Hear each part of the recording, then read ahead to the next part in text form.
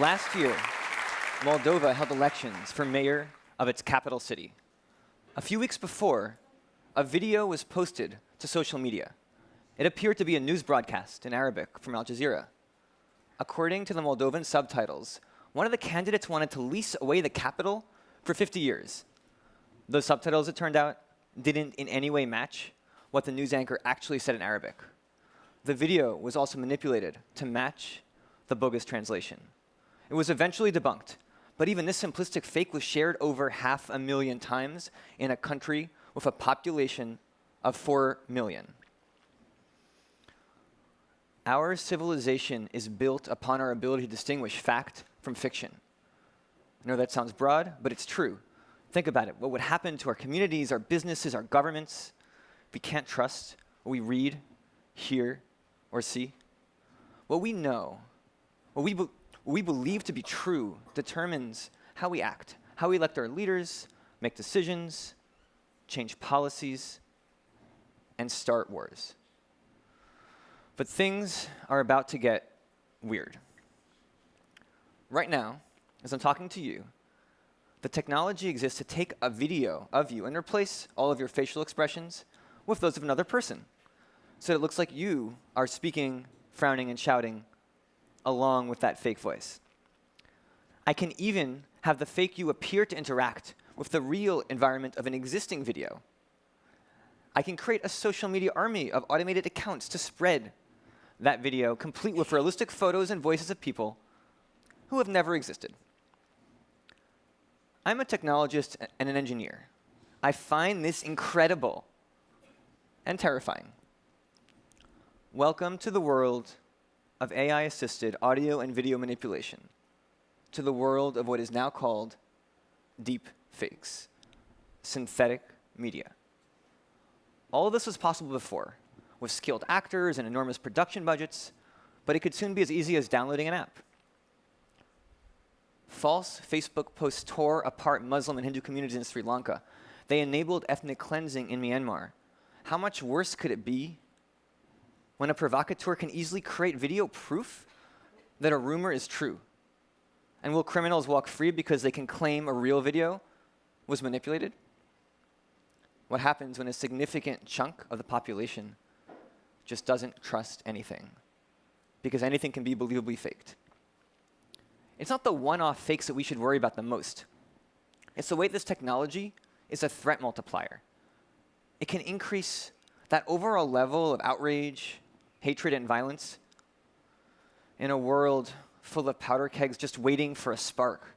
And at the same time, this tech weakens our ability to contain any explosion. When people can't discern reality, it's hard to govern or use diplomacy. Whether you're concerned about climate change or pandemics, Skynet, or drug lords, you know that countries need to work together to address global challenges. But how can we work together if we don't trust anything? So what can we do? Well, detection systems alone won't save us. They may not even work in the long run. But the goal here is not to stop all fakery. It's to prevent our institutions from crossing over that threshold into so much failure that they can't even function. We just need to avoid tipping into infopocalypse. And to do that, you have to keep the ROI of fakery as low as possible and ensure that reality stays impactful.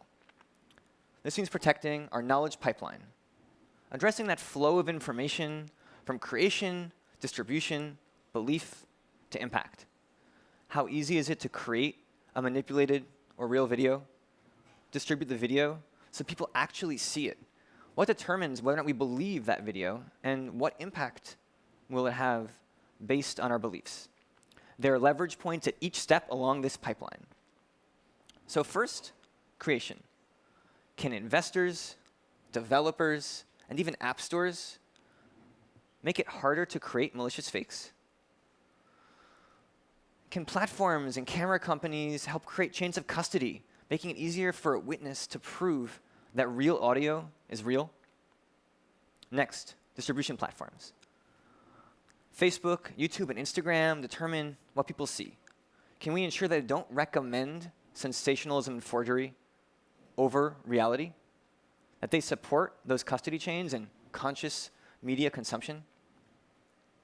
And for belief, well, can we teach media literacy, but not just in schools?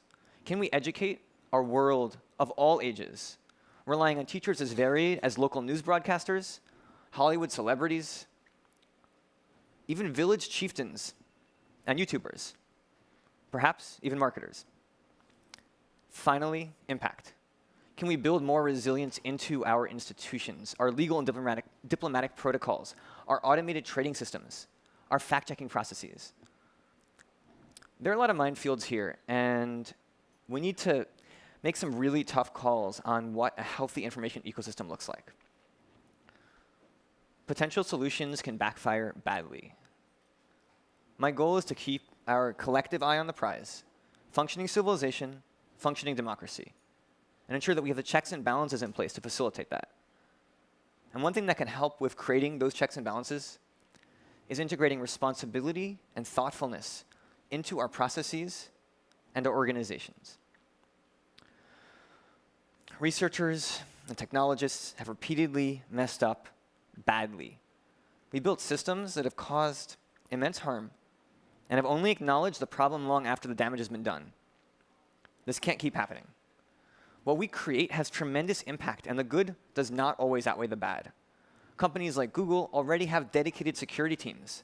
They make sure that your data isn't hacked, and they have power. They can say to any team, you need to fix this right now and stop a product from being rolled out to billions of people. And we need this for more than just security. Companies that impact public discourse should have dedicated, well-resourced, empowered teams 100% focused on ensuring and identifying the ways that their systems can have negative impacts. Individual product teams could have impact advisory boards, with the goal being to involve external experts in different regions where their product is used to be consulted on product changes. And as the world changes, to answer the question, how could this go horribly wrong? We need similar support for responsibility in AI research. If we want companies and researchers to be responsible, we can't just hope that they're going to magically understand the complex consequences of new technology. We need to ensure that they have the incentives, the infrastructure, and the resources to make responsibility possible. We cannot prosper in a world without trust. Markets require trust. Democracy requires trust. Thankfully, all this AI technology is not out of the lab quite yet. We have a little time. I'm working to develop the institutions that we need to take these challenges on, but it won't succeed without the support of folks like you. We need to make tech thoughtful before it's too late. Because if we don't trust anything, the manipulators win.